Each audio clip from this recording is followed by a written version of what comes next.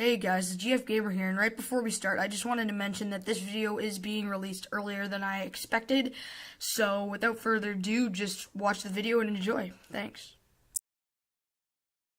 Hey guys, theGFgamer here, and today I will be counting down the best NES games of all time.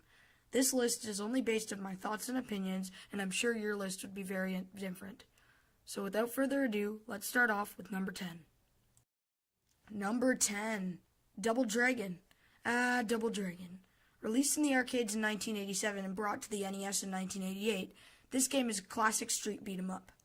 I haven't played this game very much, but from what I've seen, it's pretty badass. I mainly chose this one for its awesome soundtrack and great gameplay. I won't be reviewing this one in much more detail, just simply because I don't know much about it. If you're looking for a game review, then I recommend not watching this video. Anyways, let's jump into number 9. Number 9, Kid Icarus. This game is simply awesome. The game is a platformer with many RPG elements included. You play as a character named Pit, and your mission is to beat the levels and collect items that ultimately lead you to beating the game. To beat the game, you must defeat bosses that guard the 3 treasures that the player needs to acquire to save his homeland called Angelland. All around a good game, and I chose it for its fun and exciting features that makes the game really fun to play. Now let's talk about number 8. Number 8. Excitebike.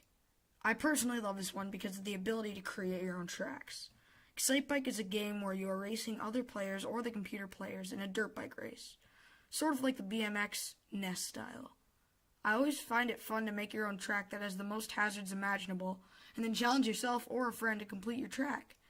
It's a pretty hard game to master, but still very fun. Now, number 7. Number 7, Castlevania.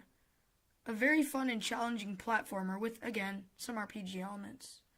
You are a guy named Simon Belmont, and your main goal is to defeat Count Dracula. I don't really know why I chose this one for my list, but it is still a classic NES game. I like this game more than the sequel that came after it, Castlevania II, Simon's Quest.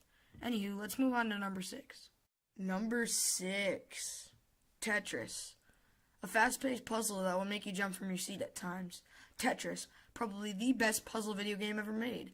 I find it also has some strategy involved with the puzzling element that makes this game one of my favorites. I know they are not so similar, but Tetris is still superior to Candy Crush Saga in my opinion. Also, the soundtrack in this game is amazing. Take a listen.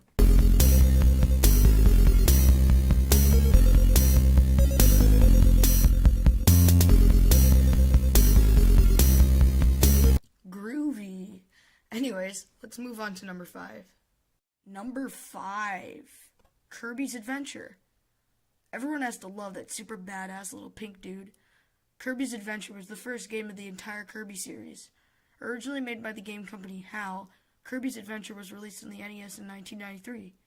A pretty late release for the NES, but nonetheless an amazing platformer. Maybe it was too expensive to program for the new SNES?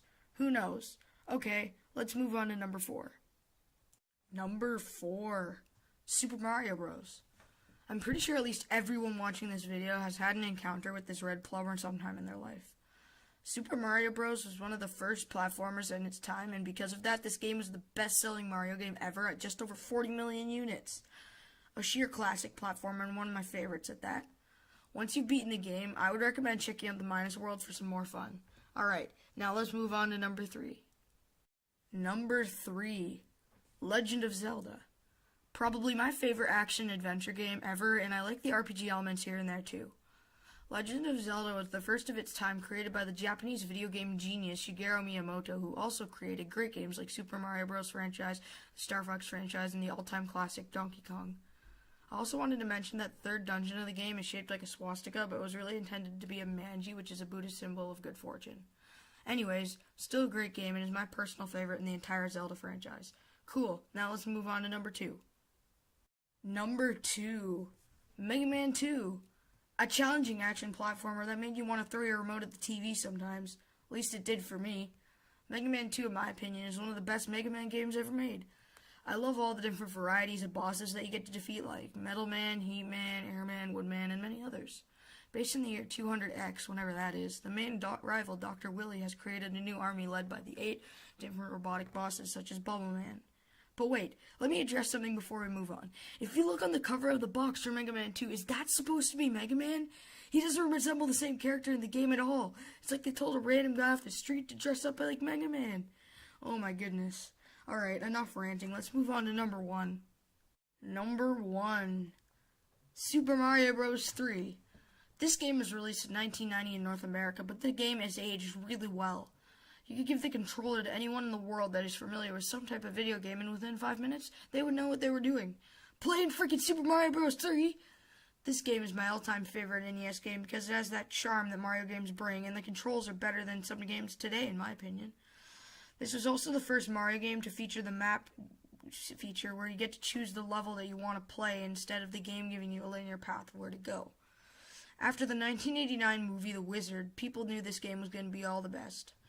The game was released near the end of the NES lifetime, but made players stick around for a few more years. Anyways, that's all the time I have for now, and have a great day.